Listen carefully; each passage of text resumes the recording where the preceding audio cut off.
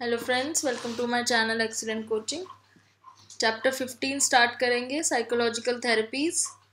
Psychological therapies का main purpose होता है कि जो भी साइकोलॉजिकल इलनेस है, जो भी मेंटल इलनेस है या डिसऑर्डर्स हैं, उनको क्योर करना। बहुत अलग अलग टाइप्स की थेरेपीज़ हैं और कौन सी थेरेपी किस पर्टिकुलर इलनेस के लिए क्योर होगी, इसको समझने में काफ़ी टाइम लगा है, काफ़ी साल लगे हैं साइकोलॉजिस्ट को। पहले के टाइम पे क्या था कि थेरेपीज़ के बारे में नॉलेज नहीं थी, तो एक फिज़िकल प्रोसीजर यूज़ किया जाता था। मतलब जैसे सर्जरीज होती हैं, तो ब्रेन के किसी पार्ट को निकाल के या उसको लीजन्स करके इस टाइप से कोशिश करी जाती थी कि लोगों की मेंटल इलनेस को ठीक किया जा सके। पर धीरे धीरे ये चीज़ें फेल होने लगी जब ये पता चला कि सिर्फ एक फिज़िकल सर्जरी से हम टोटली एक डिसऑर्डर को क्योर नहीं कर सकते हैं। उसके लिए काउंसलिंग भी बहुत ज़रूरी है और भी बहुत तरह की चीज़ें करनी ज़रूरी होती हैं। तो फिर ये थेरेपीज़ का कॉन्सेप्ट आना शुरू हुआ। तो जैसे यहाँ पे इन्होंने बताया हुआ है कि शुरुआत में कुछ ब्रेन के ऐसे पार्ट्स होते थे जिनके ऊपर डॉक्टर्स ऑपरेट करते थे, तो उन्हें लगता था कि शायद कोई थेरेपी में रिलीफ आ जाएगा, प्रॉब्लम में रिलीफ आ जाएगा। जैसे ऑब्सेसिव कंपल्सिव डिसऑर्डर के लिए ये इन्होंने लिखा है कि सिंगुलेट जायरस एक पार्ट होता है ब्रेन का, उसको इन्होंने कोशिश की कि उसको अगर हम किसी तरीके से वो करें, सीवियर करें या उसको हटा दें, तो हो सकता है कि इस तरह की प्रॉब्लम्स क्योर हो जाएं। लेकिन धीरे धीरे क्या हुआ, डॉक्टर्स को ये पता चलने लगा कि काफ़ी सारे ऐसे पेशेंट्स थे जिनमें बहुत जो साइड इफ़ेक्ट्स थे वो बहुत रिस्की होते थे इनके सर्जरीज के। उनको मेमोरी प्रॉब्लम्स आना शुरू हो गई, यूरिनरी प्रॉब्लम, सीजर्स आने शुरू हो गए। तो ये समझ में आना शुरू हुआ कि जो मेंटल कंडीशंस है उसके लिए सिर्फ सर्जरी, फिजिकली सर्जरी करके उनको क्योर करना आसान नहीं और ठीक बात नहीं, प्रॉपर तरीका नहीं है वो। फिर अब डिफरेंट डिसऑर्डर्स थे, अब सबके लिए एक ही थेरेपी काम नहीं करती है। किसी डिसऑर्डर के लिए किसी तरह की थेरेपी होती है, किसी के लिए दूसरी थेरेपी होती है। तो काफ़ी सारी थेरेपीज़ आने लगी। जैसे जैसे नए नए साइकोलॉजिस्ट आते गए इस फील्ड में, उन्होंने अपने टाइप की थेरेपीज़ बतानी शुरू की और वो सारी थेरेपीज़ यूज़ होती हैं। ऐसा नहीं है कि कोई एक थेरेपी से ही ट्रीट किया जाता है पूरा। Different disorders require different kind of therapies and not all disorders can be completely eliminated. तो अलग अलग डिसऑर्डर्स हैं, हमने जो पढ़ लिए हैं लास्ट चैप्टर में, और सबके लिए अलग अलग थेरेपीज़ हैं। और ये भी ज़रूरी नहीं है कि पूरा डिसऑर्डर एक पर्टिकुलर थेरेपी से कम्प्लीटली एलिमिनेट हो जाए।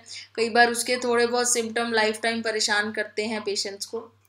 तो थेरेपीज़ क्यों पढ़नी ज़रूरी है हमें, ताकि हमें ये पता रहे कि प्रॉपरली हम कैसे एक डिसऑर्डर को क्योर कर सकते हैं और उसके लिए हमारे पास क्या क्या चॉइसेस अवेलेबल हैं, क्या क्या ट्रीटमेंट हम यूज़ कर सकते हैं।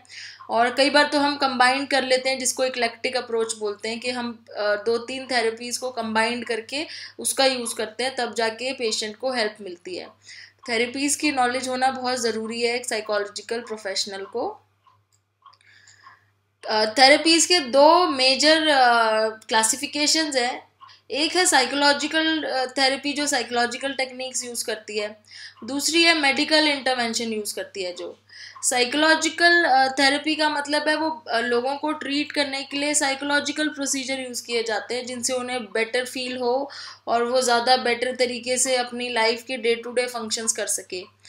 मेडिकल इंटरवेंशन मीन्स मेडिकली आप उसको जैसे एक डॉक्टर होता है मेडिकल ट्रीटमेंट करता है, और इंटरवेंशन करने का मतलब है you are applying some new way to improve somebody. कोई नई चीज़ करना, कोई नया तरीका निकालना, किसी के नॉर्मल रूटीन को चेंज करना ताकि उसको कोई हेल्प मिल जाए, शायद उससे उसको कोई हेल्प मिल जाए। So, there are basically two main types of therapy treatment methods aimed at making people feel better and function more effectively. Therapy को अगर आप किसी को define करोगे तो आप उसको बोलोगे it is a treatment method aimed at making feel better. लोगों को अच्छा feel हो, better feel हो, उसके लिए ये treatment method है। एंड फंक्शन, वो ज़्यादा बेटर तरीके से फंक्शन कर सकें, अपने डे टू डे फंक्शन, अपने रूटीन्स को ज़्यादा बेटर तरीके से अप्लाई कर सकें, इसलिए थेरेपी यूज़ होती है। One type of therapy is psychological technique. People tell therapist about their problems and therapist listens and try to help them. तो जैसे आपको पता है कि जब हम किसी साइकोलॉजिस्ट के पास, काउंसलर के पास जाते हैं, हम अपनी उसको प्रॉब्लम बताते हैं, तो वो हमारी बात सुन के, फिर हमारी बात को सुनने के बाद कुछ हमें हो सकता है कि हमारे को कुछ चीज़ें बताए जो हमें सुन के बेटर फील हो, या हम उससे हमारी अंडरस्टैंडिंग हो अपनी खुद की सेल्फ के बारे में। तो इस तरह की जो टेक्निक है ये साइकोलॉजिकल टेक्निक है। वो आपकी बात को सुन रहा है, आपकी बात को समझ रहा है, आपकी प्रॉब्लम को थेरेपिस्ट समझ रहा है, और आपको कुछ प्रॉब्लम को सॉल्व करने में आपकी, या आपको कुछ एक इंसाइट गेन करने में, इंसाइट गेन करने का मतलब होता है कि आप खुद को समझ पा रहे हो कि कहाँ गलती है। तो ये इन सब चीज़ों में वो असिस्ट करता है, हमें हमारा बिहेवियर चेंज करने में हेल्प करता है। तो ये तो होगी साइकोलॉजिकल थेरेपी। दूसरी टाइप की थेरेपी जो है medical intervention, it is to bring the symptoms under control. इसमें क्या है, सिम्टम्स को कंट्रोल में लाते हैं। जैसे हम किसी फिजिकल प्रॉब्लम में क्या करते हैं, सिम्टम्स को कंट्रोल में लाते हैं, ऐसे ही मेडिकल इंटरवेंशन में हम साइकोलॉजिकल डिसऑर्डर के सिम्टम्स को कंट्रोल में लाने की कोशिश करते हैं। So we can separate treatments into these two larger categories. Many effective treatments combine facets of both. तो अगर बहुत ज़्यादा कई बार ऐसा भी देखा गया है कि दोनों का ही यूज़ करना पड़ता है, किसी एक चीज़ से नहीं कर पाते हैं ट्रीटमेंट। कभी कभी थेरेपिस्ट को साइकोलॉजिकल थेरेपी का साथ में कंबाइंड करके मेडिकल इंटरवेंशन दोनों चीज़ें करनी पड़ती है। मतलब आप उसकी बात सुन के उसको आप वो भी कर रहे हो, उसकी प्रॉब्लम सुन रहे हो, समझ रहे हो, उसको हेल्प कर रहे हो, प्लस साथ में मेडिकेशंस भी दे रहे हो क्योंकि प्रॉब्लम ज़्यादा सीवियर हो जाती है। Different psychological treatments are often used in tandem or combined with biomedical interventions. तो biomedical intervention मतलब वही हो गया जिसमें हम मेडिकल ट्रीटमेंट करते हैं। ओके, सो अभी मॉडर्न वेज क्या है ट्रीट करने के, तो the kind of therapy that involves application of psychological principle is called psychotherapy. तो जिसमें हमारे साइकोलॉजिकल प्रिंसिपल्स यूज कर रहे हैं हम थेरेपी में, उसको हम बोलेंगे साइकोथेरेपी। और जिसमें हम मेडिकल मेथड्स का यूज़ कर रहे हैं उसके लिए हम बोलेंगे बायोमेडिकल थेरेपी। तो ये दो वर्ड्स आपको क्लियर हो। साइकोथेरेपी मीन्स आप सिर्फ साइकोलॉजिकल प्रिंसिपल्स का यूज़ कर रहे हो किसी को ट्रीट करने में। बायोमेडिकल थेरेपी मीन्स आप मेडिकल मेथड्स भी यूज़ कर रहे हो। तो साइकोथेरेपी से शुरू करेंगे। साइकोथेरेपी में क्या गोल होता है? The goal of most psychotherapy is to help both mentally healthy and psychologically disordered person understand themselves better. इसमें साइकोथेरेपी में क्या है, एक तो वो लोग हो गए जो मेंटली हेल्दी है लेकिन उनको एक just day to day life के कुछ सिचुएशंस में एडजस्टमेंट में प्रॉब्लम आती है, उनको भी हेल्प कर सकते हैं। प्लस वो वाले लोग जो साइकोलॉजिकली डिसऑर्डर्ड हैं, जिनको प्रॉब्लम्स हैं साइकोलॉजिकल, उनको तो साइकोथेरेपी उन लोगों की भी हेल्प करती है जिनको कोई डिसऑर्डर नहीं है लेकिन कुछ लाइफ में ऐसी सिचुएशंस हैं जिसकी वजह से कॉन्फ्लिक्ट हो रहे हैं, तो वो उनकी हेल्प करती है। प्लस उनको जिनको साइकोलॉजिकल डिसऑर्डर्स हैं। तो इसमें क्या होता है, मोटिव क्या होता है कि इंसाइट गेन करना है। इंसाइट गेन करने का मतलब है understanding of one's motives and action. हमारे खुद के क्या मोटिव्स हैं, हमारे एक्शंस, हमारे अपने बारे में अगर हमें नॉलेज हो जाती है उसको इंसाइट बोलते हैं। और इस तरह की थेरेपी को हम इंसाइट थेरेपी बोलते हैं। दूसरा तरीका क्या होता है साइकोथेरेपी में, हम किसी का बिहेवियर अगर चेंज करने वाले हैं, उसको इंसाइट भी दे रहे हैं प्लस उसको उसके बिहेवियर को चेंज करने के लिए भी बोला जा रहा है, तो वो हो जाएगा एक्शन थेरेपी, जहाँ पे हम उसको कोई एक्शन लेने के लिए बोल रहे हैं। सिर्फ एक नॉलेज नहीं दे रहे हैं कि आपके मोटिव्स क्या हैं और आपके एक्शंस के क्या रीज़न है, ये तो हो गया, आपने उसको इंसाइट दे दिया। उसके अलावा उसको ये भी बोला जा रहा है कि किस किस तरीके से बिहेवियर को चेंज करने से हेल्प हो सकती है, तो वो हो गया एक्शन थेरेपी। तो इंसाइट थेरेपी, एक्शन थेरेपी दोनों ही साइकोथेरेपी के अंदर आ जाएंगी। अब ऐसा भी तो होता है कि इंसाइट और एक्शन थेरेपी दोनों एक साथ यूज हो रही हो, क्योंकि कभी भी ज़रूरी नहीं है, ऐसा कोई रूल रेगुलेशन नहीं है कि आपको एक ही थेरेपी यूज़ करनी है। आप कॉम्बिनेशन ऑफ थेरेपीज यूज़ कर सकते हो।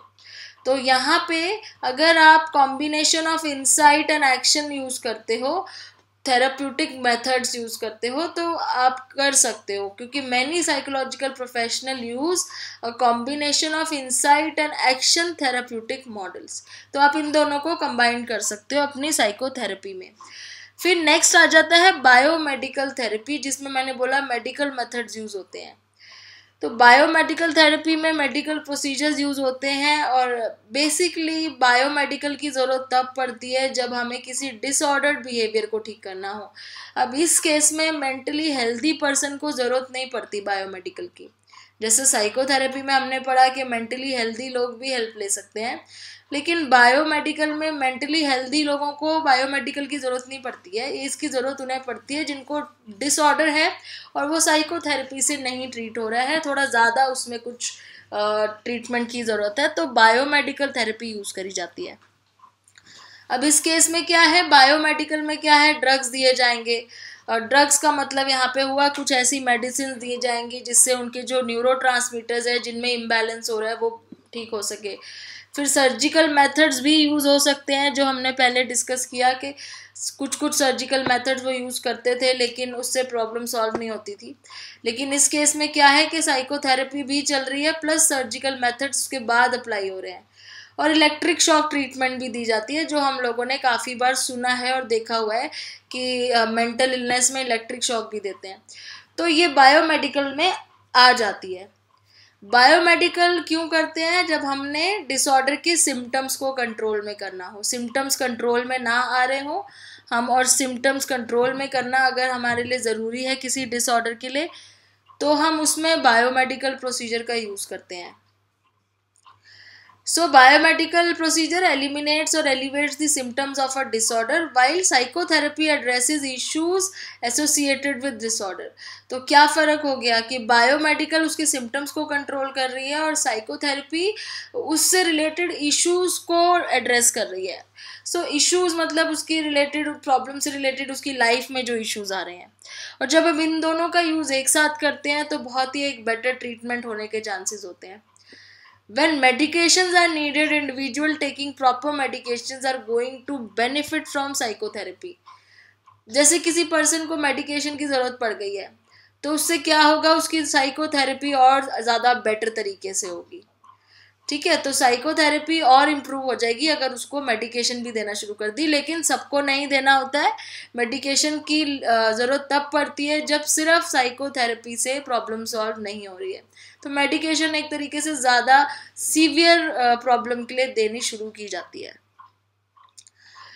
अच्छा, स्टार्टिंग में जब नॉलेज नहीं थी इन सब चीज़ों की, साइकोथेरेपी वगैरह की, तब कैसे ट्रीट करते थे लोगों को। हमने साइकोलॉजिकल डिसऑर्डर में पढ़ा है कि पहले जब भी किसी को मेंटल इलनेस होती थी तो बोल दिया जाता था कि उनके अंदर कोई इविल स्पिरिट है या वो पोजेस्ड हैं, इस तरह की बातें करनी, सुपर नेचुरल बातें हो जानी शुरू हो जाती थी। तो उनकी ट्रीटमेंट भी फिर उस तरीके से होती थी, ना तो कोई साइंटिफिक रीज़न था ना कोई साइंटिफिक ट्रीटमेंट थी। उनकी ट्रीटमेंट बहुत गंदे तरीके से की जाती थी, बहुत ज़्यादा गलत तरीके से ट्रीटमेंट की जाती थी। तो early treatment of mentally ill कैसे होती थी, अर्ली डेज में ट्रीटमेंट ऑफ मेंटली इल कैसे होती थी, तो यहाँ पे एक हॉस्पिटल का नाम बताया हुआ है। 16th सेंचुरी में इंग्लैंड में एक हॉस्पिटल था बेथलम, या अभी उसको बेटलम बोलते हैं। तो ये बेटलम हॉस्पिटल क्या था, इसको असाइलम में कन्वर्ट कर दिया था। असाइलम का मतलब होता है जहाँ पे उन लोगों को प्रोटेक्ट किया जाता है जो जिनको मेंटल प्रॉब्लम है। तो यहाँ पे क्या था, वो प्रोटेक्ट करने के लिए बनाए गए थे, लेकिन एक्चुअली में ये एक प्रिजन की तरह बन गए थे। प्रिजन मतलब कैद करके रखने के लिए चेन से बांध दिया जाता था। जो मेंटली इल होते थे उनको चेन से बांध दिया जाता था। अब ट्रीटमेंट कैसे करते थे, बहुत ही हार्श ट्रीटमेंट होती थी। एक होता था ब्लड लेटिंग। ब्लड लेटिंग मतलब उनके हाथ की जो वीन्स हैं उसको काट के उससे ब्लड निकालना, या फिर उनको मारना, बहुत मारना। जैसे हमने देखा है ना कि कभी किसी के अंदर ईविल या कोई आत्मा आ जाए तो कैसे उसको मारा जाता है, तो उसको उन पेशेंट्स को मारा जाता था। आइस बाथ मतलब ठंडे पानी, बर्फ़ के उसमें डुबो दिया जाता था उनको। तो उसमें क्या था, कभी कभी वो उनकी डेथ हो जाती थी। So ice bath in which the person was submerge until passing out, मतलब ठंडे पानी में उनको अंदर दबा के रखा है, वो सांस भी नहीं ले पा रहा है, और या तो वो मर जाएगा या फिर उसको सीजर्स आने शुरू हो जाएंगे, दौरे पड़ने शुरू हो जाएंगे। इस तरह की ट्रीटमेंट्स होती थी। या वॉमिटिंग, ज़बरदस्ती वॉमिटिंग कराई जाती थी। उनको ये लगता था वॉमिटिंग से क्या होगा, उनके अंदर की जो गंदगी है, जो उनके अंदर कुछ गलत है, तो वो बाहर निकल के आ जाएगा और ठीक हो जाएंगे। तो इस तरीके से उनकी बॉडी क्लिनजिंग और पर्जिंग की टेक्निक्स यूज़ करके बहुत ही हार्श ट्रीटमेंट दी जाती थी, क्योंकि उनको ये सब चीज़ें, साइंटिफिक चीज़ों का कोई आइडिया नहीं था, नॉलेज नहीं थी कि ये थेरेपी की कर सकते हैं या ये मेंटल इलनेस क्यों है। तो फिर फाइनली क्या हुआ, यहाँ पे एक बहुत ही अच्छा चेंज हुआ। फिर आए वहाँ पे फिलिप पिनेल। फिलिप पिनेल ने क्या किया, इसको बोलते हैं हम पिनेल्स रिफॉर्म्स। इन्होंने वहाँ पे आके एक्चुअली में ये सब चीज़ें बंद करवाई, और जिसको हम बोलते हैं ना मॉरल ट्रीटमेंट शुरू करवाई। मॉरल ट्रीटमेंट मतलब ये मारना लोगों को और इस तरीके से जो हार्श ट्रीटमेंट है, ये सब बंद करवा के इन्होंने उनको चेन से खोला, उस जगह पे चेन से निकाला उन सब लोगों को, और एक्चुअली में उनको ये समझाया लोगों को कि इनको ये मेंटल इलनेस है और इसको एक प्रॉपर ट्रीटमेंट की ज़रूरत है। तो इसलिए हम इसको पिनेल्स रिफॉर्म्स बोलते हैं, और इस पर्सन का नाम है फिलिप पिनेल।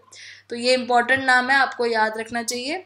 तो इन्होंने आके बोला कि ये गलत तरीका है ट्रीट करने का, हमें इनको एक प्रॉपर ट्रीटमेंट देनी है, क्योंकि ये मेंटल इलनेस है, ना कि कोई पोजेशन है या कोई इविल स्पिरिट है जो आप ऐसे निकाल के कोशिश कर रहे हो कि ठीक हो जाए।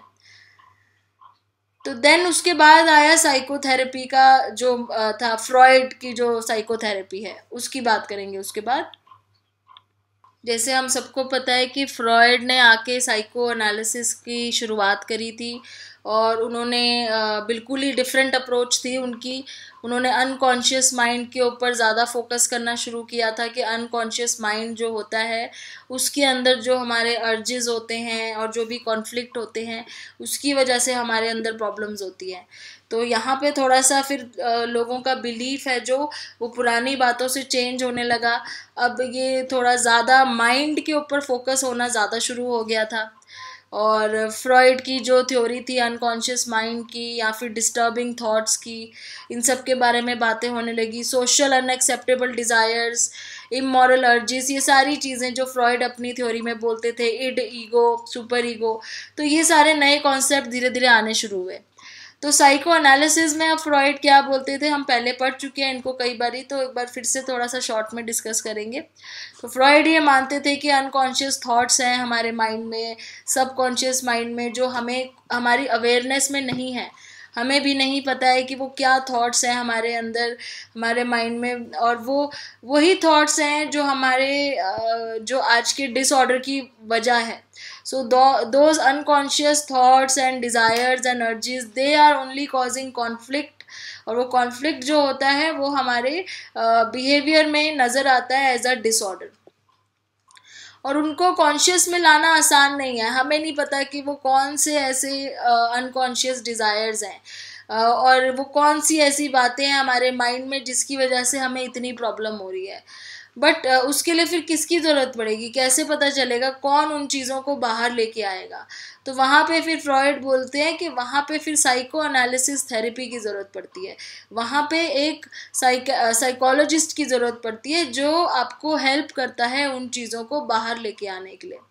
सो फ्रॉइड ने एक थेरेपी टेक्निक डिज़ाइन की थी जिसमें वो अपने पेशेंट्स को आराम से रिलैक्स होके एक्चुअली में बैठ के भी नहीं, उनके वहाँ पे काउच होता था जैसे हम नॉर्मली देखते हैं मूवीज़ में कि पेशेंट्स उस काउच पे बैठ के या लेट के आराम से रिलैक्स फील होके अपनी बात बोलते थे, उनके मन में जो भी बातें थी या जो भी ऐसी चीज़ें जो उनको थोड़ी सी एम्बैरेसिंग लगती थी, तो जो साइकोलॉजिस्ट है उसके सामने वो बताते थे, और उनको कोई फियर नहीं होता था। मतलब कि जो क्लाइंट है उनको बहुत ज़्यादा रिलैक्स्ड किया जाता था ताकि वो अपनी बातें ओपनली बोल सकें विदाउट एनी फियर या विदाउट एनी एम्बेरसमेंट।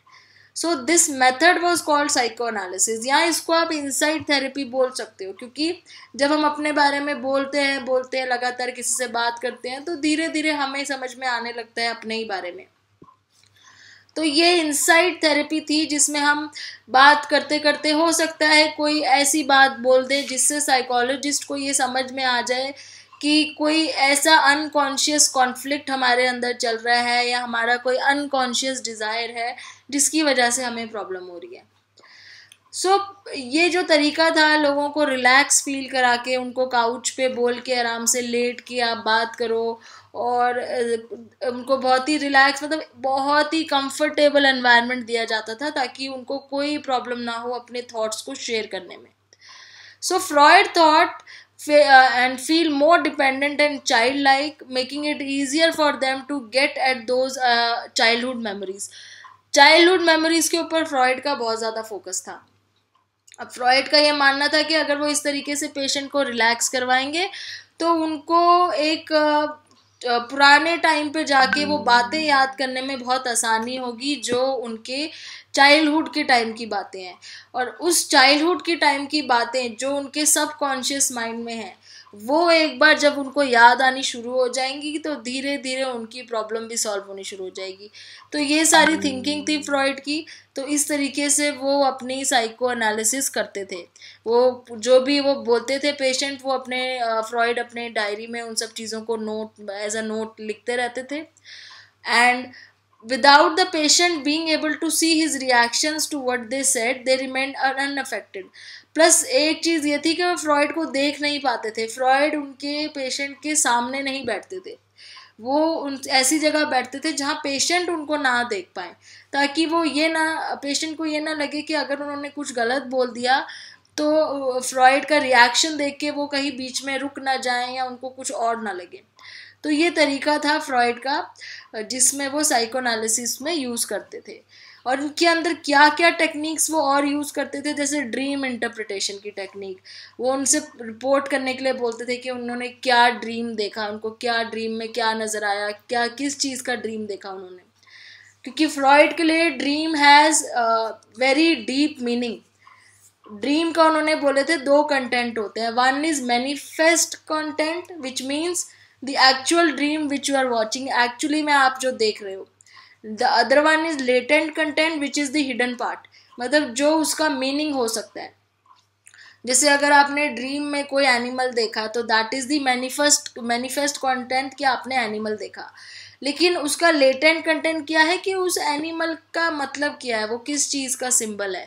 तो उसको करेक्टली इंटरप्रेट करना जिससे उनके अनकॉन्शियस कॉन्फ्लिक्ट के बारे में पता चले, ये ड्रीम इंटरप्रिटेशन की टेक्निक थी। फिर दूसरी टेक्निक थी फ्री एसोसिएशन। फ्री एसोसिएशन जो थी उसमें ये फ्री एसोसिएशन का मतलब क्या है कि आप फ्री हो बोलने के लिए। तो इनके फ्रॉइड के को वर्कर थे जोसेफ ब्रोडर, तो इन्होंने भी अपने इनके साथ मिलके ये पेशेंट्स को बहुत एनकरेज करते थे कि without any fear they can speak anything. जो भी उनके माइंड में आता है, whatever comes to their mind they can speak without fear. उसको कोई भी नेगेटिवली इवैल्यूएट नहीं करेगा, कोई आपको नहीं बोलेगा कि आप गलत बोल रहे हो या सही बोल रहे हो। तो फिर पेशेंट्स बोलना शुरू होते थे तो धीरे धीरे वो अपनी सारी मन की बातें बताना शुरू हो जाते थे, जिसमें इनको लगता था कि कुछ ना कुछ हिडन है या कुछ ना कुछ अनकॉन्शियस है जो हमें पता चल सकता है फ्री एसोसिएशन के थ्रू। सो ये रिप्रेस्ड इम्पल्सिस जिसे हम बोलते हैं, रिप्रेस्ड डिज़ायर, दबे हुए जो चीज़ें थी, वो धीरे धीरे ब्रेक फ्री होने लगी, बाहर आने लगी इस टेक्निक से। Then last technique was resistance and transference. Resistance and transference का मतलब है कभी कभी जो क्लाइंट होते थे वो रेजिस्ट करते थे। रेजिस्ट मतलब वो रुक जाते थे बोलते बोलते, उनको कुछ चीज़ों पे बात करना अच्छा नहीं लगता था। ट्रांसफेरेंस का मतलब है कभी कभी वो जिसके वजह से परेशान है, साइकोलॉजिस्ट को वो उसी की तरह मतलब उसी जैसे रिएक्ट करने लगते थे साइकोलॉजिस्ट को देख के। ट्रांसफेरेंस में क्या होता है कि जैसे अगर हम किसी पर्सन के बारे में सोच रहे हैं जिससे हमें प्रॉब्लम है, तो कई बार हम साइकोलॉजिस्ट को भी उसी तरीके से बात करने लग जाते हैं। साइकोलॉजिस्ट के अंदर हमें वो पर्सन नज़र आने लग जाता है, या हम उसको उस तरीके से रिप्लाई देना शुरू कर देते हैं जैसे हमें उससे प्रॉब्लम है, साइकोलॉजिस्ट से। तो हम उसको एक सिंबल बना देते हैं उस चीज़ का जो पास्ट में हमें प्रॉब्लम क्रिएट कर रही थी। इसको बोलते हैं ट्रांसफेरेंस। सपोज एक लेडी है जिसके घर में बहुत ज़्यादा रिलेशनशिप प्रॉब्लम है और वो अपने हस्बैंड से बहुत ज़्यादा परेशान है, इसलिए वो साइकोलॉजिस्ट के पास आई है। अब वो धीरे धीरे साइकोलॉजिस्ट को अपनी बात बताते बताते कई बार बीच में उसके साथ ही रूडली बात करना शुरू हो गई, उसको कुछ गलत बोल दिया क्योंकि ट्रांसफेरेंस हो गया। उसने अपने जो भी जो फिगर है जिससे वो परेशान है, जैसे इस केस में हस्बैंड है वो, तो उसको उस एज अ सिंबल साइकोलॉजिस्ट को उसके ऊपर एक सिंबल की तरह देखना शुरू कर दिया और साइकोलॉजिस्ट को गलत तरीके से रिप्लाई करना शुरू कर दिया। This is called transference. और कई बार थेरेपिस्ट भी काउंटर ट्रांसफेरेंस करते हैं। काउंटर ट्रांसफेरेंस भी कई बार थेरेपिस्ट भी उसी तरीके से बिहेव करना शुरू कर देते हैं।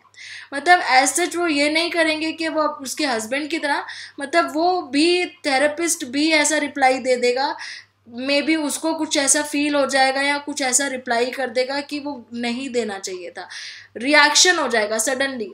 जैसे मैं आपको एक बहुत ही रियल लाइफ एग्जांपल दे रही हूँ। सपोज क्लास में कोई बहुत सारे स्टूडेंट्स हैं और एक टीचर है, और किसी टीचर को एक स्टूडेंट ने बोला कि सर आप मेरे फादर की तरह लगते हो, आपने बिल्कुल आप मेरे फादर की तरह दिखते हो, आप बोलते भी उनकी तरह ही हो।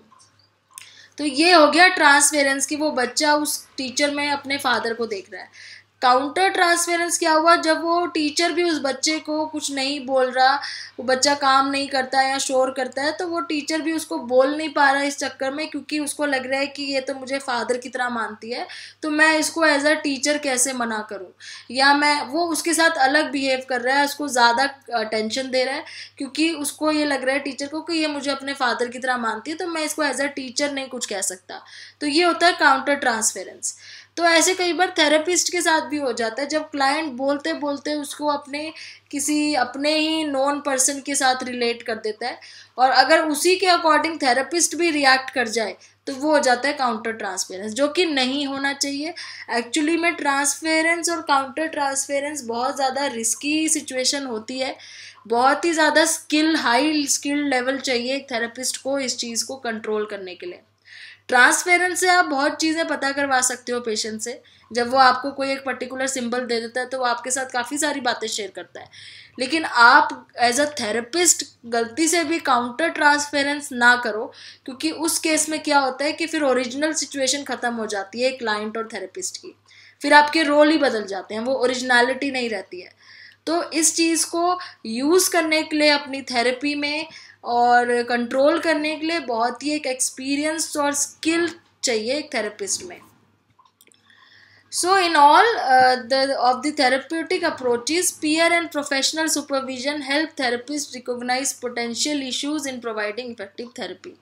तो इसके साथ साथ दोस्तों के साथ भी बात करके और प्रोफेशनल सुपरविजन, इन सब चीज़ों का यूज़ करके प्रॉपर थेरेपी हम प्रोवाइड कर सकते हैं, साइको एनालिटिक थेरेपी।